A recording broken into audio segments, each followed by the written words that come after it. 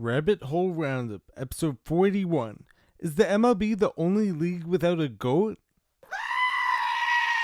In today's edition of the Rabbit Hole Roundup, I'm going to be discussing how interesting it is that, Major League Baseball is, of course, the only sport where you almost never hear anything when it comes to the GOAT debate. I mean, the NBA, of course, you have LeBron and Jordan. NHL, you have Wayne Gretzky, and etc., etc. Every other sports league, you have a GOAT, but of course, with the whole steroid era... I've been working out. Went from a size 40 to a 42. No kidding. Yeah, I'm huge. Creating all these monsters and behemoths of athletes, but then, once everyone got caught, you really couldn't have, a legit GOAT conversation anymore. So I'm going to be discussing that, which is going to be a fun topic. I'm also going to be talking about the TV show Friends, revealing some truth when it comes to dragons. Oh my God! I'm going to be talking about Lizzo's weight loss and why I see this as an awesome thing, especially coming from someone who was promoting a poor agenda and who was part of all that, and how now she's actually flipping the script, and why I think that's actually so awesome. Also in the world of sports, I'm going to be talking about the Big Three Championship and why I actually love that league, and I hope that it can actually become super successful. And I'm also going to be discussing some of the awesome comments that I've been getting on my videos, as well as all my birthday wishes, and why I think this is all great signs of what's to come when it comes to all my content creation. I'm also going to be bringing up a very interesting George Carlin video. So without further ado, let's dive into this rabbit hole now. This is your last chance.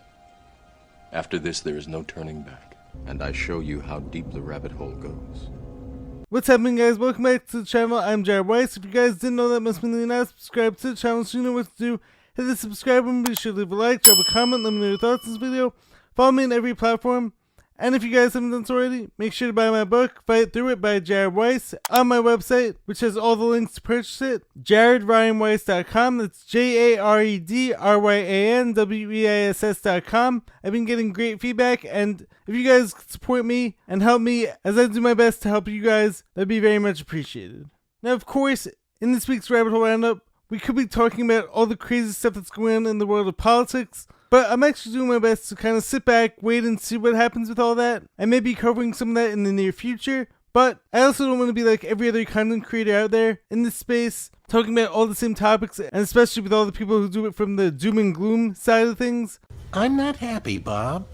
Not happy. So I'm doing my best to bring you guys the most positive aspects of our world and of ourselves that may be unknown to you guys, and stand out with positivity in this space, and to shine a light wherever I feel it's needed. So anyways, today's episode is going to be a lot of fun. Let's dive deeper now. So the first topic, which is going to be the main one of this video, we have the baseball GOAT debate. Or is there even one? It's still a mystery. I was thinking about this the other day, and what I realized is that, have you ever noticed that baseball seems to be the only sport where there's no GOAT or even a GOAT debate? Greatest of all time. Which also begs the question, did the steroid era ruin baseball, or did it also make it way more exciting? I mean, think about it. If we're going to talk from a purely statistical standpoint and a pure excitement standpoint, the steroid era was actually super fun to watch. I mean, you had guys like Barry Bonds, Sammy Sosa, Mark McGwire, Roger Clemens. All these guys were insanely good at what they were doing, but of course, they were also all cheating, and they were all using performance-enhancing drugs, which I actually believe happens in basically every sport, but MLB for some reason decides to crack down on it, whereas the other sports rarely ever do. But I think it's actually way more prevalent than most of us even realize. Now, of course, there's also an argument to be made that Babe Ruth or Hank Aaron could be known as the greatest of all time in baseball, Satchel Paige, Sandy Koufax, some of the best pitchers, Nolan Ryan. But the whole baseball GOAT debate has really been muddied up so much, and if we're going to talk from a statistical standpoint, Barry Bonds is by far the best player of all time, and it's not even close.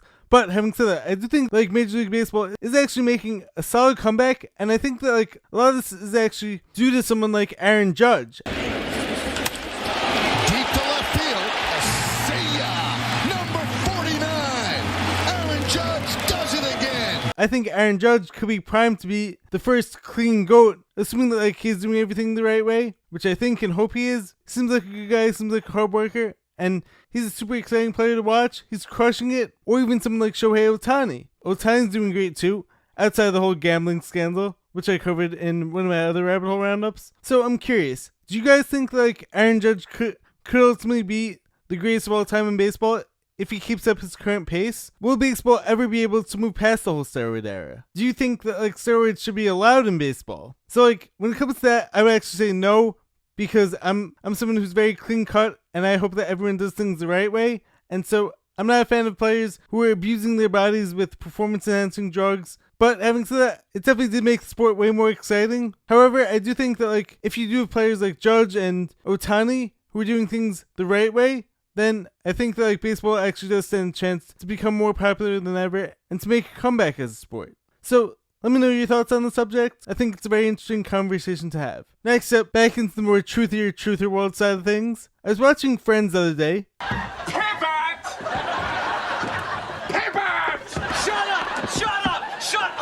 And I noticed like Phoebe actually made a very interesting point, which of course was supposed to be laughed at, but like she actually revealed some very interesting truth when it comes to dragons and dinosaurs. So like if you guys don't know, I believe that quote unquote dinosaur bones are actually either dragon bones or giant bones that have been renamed in this effort to explain away God's creation, get us further away from our divine nature, to make it like all of us came here randomly through a big bang, through evolution, dinosaurs, and then a comet hit them, and then evolution. But like, why are there no monkey fossils? Why are monkeys still around? From now on, I will be known as Coco the monkey.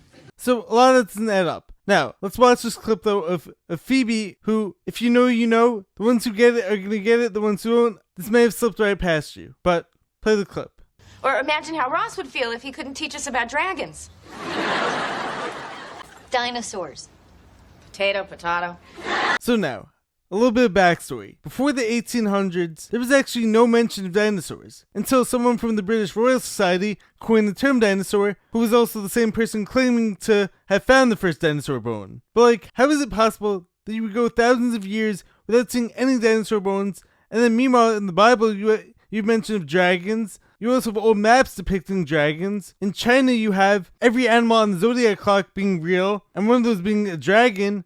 But yet we're told that like the dragon is the only one that isn't real. I don't think that makes too much sense. So, dragons or dinosaurs? Potato, same thing. Next up we have a very interesting George Carlin clip.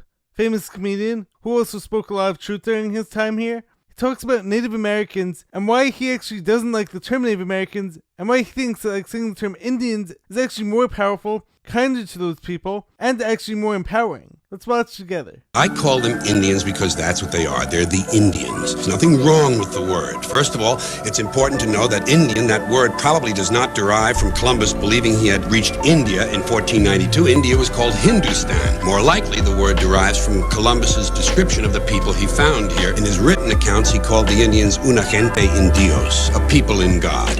In God, in Dios, Indians. It's a perfectly noble thing. And I simply can't justify this awkward phrase, Native Americans. First of all, they're not natives. They came here from Asia over the Bering Land Bridge. In fact, there are no natives anywhere in the world. Everyone is from somewhere else. All people are refugees, immigrants, or aliens. If there are natives anywhere, it would have to be people still living in the Great Rift Valley in Africa. So everyone is just visiting. So much for native. As far as calling them Americans is concerned, well, how can I say this? We steal their hemisphere, destroy 500 cultures, kill 20 million, stick the rest of them on the worst land we can find, and then as a special bonus, we name them after ourselves. And of course, we also give them the casinos as a way of essentially paying them back for stealing their land, and for getting all of them sick, and for killing so many of them. So now, I thought this would be very interesting, especially because A People in God, of course, actually sounds like a great name. And I never knew that, like, India used to be called Hindustan. So, therefore, Indian is actually a much more endearing term for these people. You people? Oh, you don't get to say that. You're just tan. But like Native Americans is basically just like whitewashing them and giving them our names even after we stole their land. And of course, I get it. I get the whole argument saying that when it comes to history and when it comes to taking land, if you win it fairly and if you fight for it, then therefore it's yours. But like having said that, I do think like America did a lot of horrible things to the natives or to the Indians, whatever you want to call them. But I found it to be a very interesting clip. What do you guys think? And if there's any actual Native Americans / Indians out there, what would you guys rather be called? So let me know your thoughts on that subject. I found it to be very powerful, especially because all throughout the whole school system, we were always taught that like, calling them Indians was actually derogatory and it was mean. But like calling them people of God sounds a sounds a lot better than naming them after ourselves after we destroyed their land and wiped out so much of their population. So now, the next topic I want to cover in this Rabbit Hole Roundup is Lizzo's weight loss. As many of us know, Lizzo had been this poster child for obesity, which was disguised as body positivity. Now, don't get me wrong, I'm sympathetic to everyone, and I believe that it is important for us to love our own bodies and to love ourselves as we are right now. But that should not be confused with bettering ourselves and making ourselves healthier. Because truthfully, if you really do love yourself, then you're not going to treat your body poorly. You're going to eat the right things. Why can't you eat a real breakfast? Hey, I eat healthy. If I have to take out an eye, that's the breaks. You're going to watch right things, watch right media. So I'm actually very happy to see this because Lizzo was someone who's basically part of this whole agenda to get people unhealthy and to get them to be okay with that. But here she is, coming out of that, breaking through that demonic, harmful agenda, and actually focusing on getting healthy. So I think it's important for us in the truther world to acknowledge when these good things happen, and when people do grow out of their harmful agendas, and when they do break free from the destructive programming. So I think it's possible for everyone to grow and for everyone to change who they are, change their mindset, to change the beliefs they hold around themselves. And once again, this doesn't mean hating yourself as you are if you are someone who is overweight, or if you're someone who does have changes you need to make to your health and to your body. It's actually loving yourself enough to want to make the changes, to want to be healthy, to want to be your strongest self, both mentally, spiritually, and physically. Because the stronger you are, both body, mind, soul, the healthier your thoughts will be, and the healthier and happier you're going to be. So kudos to Lizzo. Hopefully she can actually inspire other people to break free from that destructive programming of seeing obesity and unhealthy eating as being good because you love yourself, quote unquote. And I'm sure it probably wasn't easy for her, especially because she was someone who created this whole image around being super heavy and also being body positive. But it seems like now she realized that doing that wasn't actually benefiting her. That makes sense to me. It's never too late to change. It's never too late to change your image and change your whole mindset. Because if you're sticking to that just because all these people expect you to and want you to help keep them down, then you're going to end up suffering in the end. Next topic I want to get into. I know we're kind of jumping around into various different places in this episode, but I think all these topics are very pertinent to what's going on in the world right now, and I find them to be shining light on positive situations, and I hope that you guys are enjoying all my various interests I have. And it definitely seems to be the case, because I've been getting a lot of really great feedback recently. So I hope that you guys don't mind I'm jumping all over the place. But next topic I want to get into is the Big 3 Championship, which took place this past week. And I just want to commend the league as a whole. Ice Cube and whoever else is running the league is doing a great job with that, because the championship was amazing. Green for the win. Green comes up.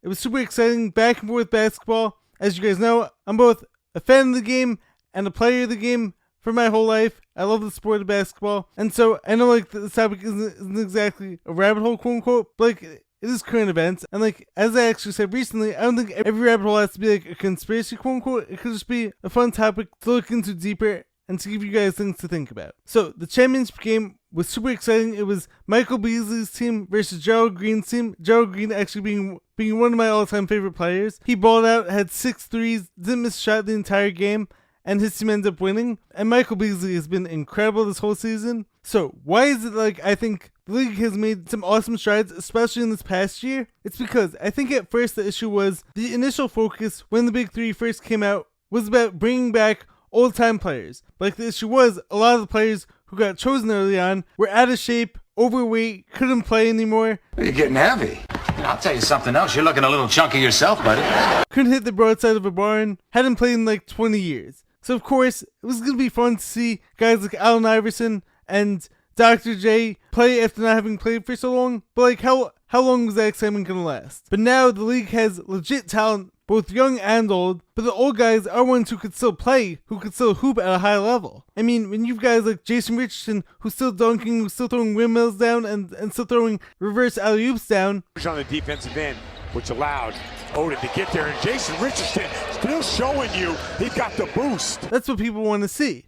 Or guys like Gerald Green, who's recently out of the league, and who could probably still play in it. Or guys like Michael Beasley, who I think should actually still be in the NBA, and who could still probably put up 18 to 20 a game, if you're asking me. For any of you guys who watch him in the Big 3 this season, or have seen any of his highlights, he's been balling out. This dude could still play at a high level, and I think Kevin Durant even said that Michael Beasley may be like one of the best scorers he's ever played with. And also, the Big Three celebrity game was awesome too, because one of my favorite guys, the Professor, the hat I'm wearing, and who just seems to be like a really cool, down-to-earth guy, and one of the people I look up to when it comes to basketball, and when it comes to basketball training, and the whole handle life. He balled out against Gilly the Kid in the Big Three celebrity game, which was equally as fun to watch. So kudos to the Big Three, keep doing your thing.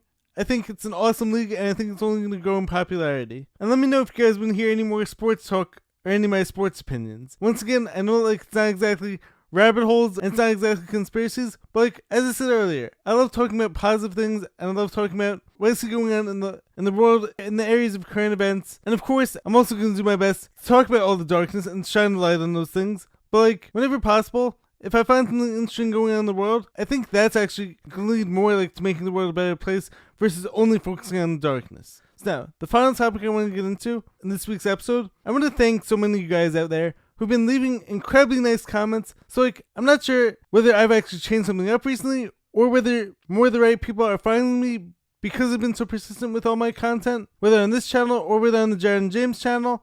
But like, the past few weeks, I've actually been getting so many incredibly nice comments from people telling me how much they love my content, they love my message, they love what I'm all about, they feel inspired after watching my videos, they feel happy while watching them. And in addition to that, since this past week was my birthday, I actually got so many incredibly nice wishes from people who I've never met before. How did you guys know today is my birthday? We just do what the invitation say. Which actually probably the first year since I started making videos, like I got a lot of messages from people who don't know me, who are wishing me a happy birthday, which is probably a really good sign that like I'm changing lives and making a positive impact on all of your lives, I hope. So it means the world to me whenever I receive one of these comments. And on top of that, early on in my whole content game, I was basically dealing with bullets and arrows by myself. You leave me in the trenches taking grenades, John. From haters who don't know what I've been through, who don't know my whole story, and from people who are just like bullies and jerks, who want to criticize my speech challenges, my stammering and stuttering, and without knowing how hard it actually is for me to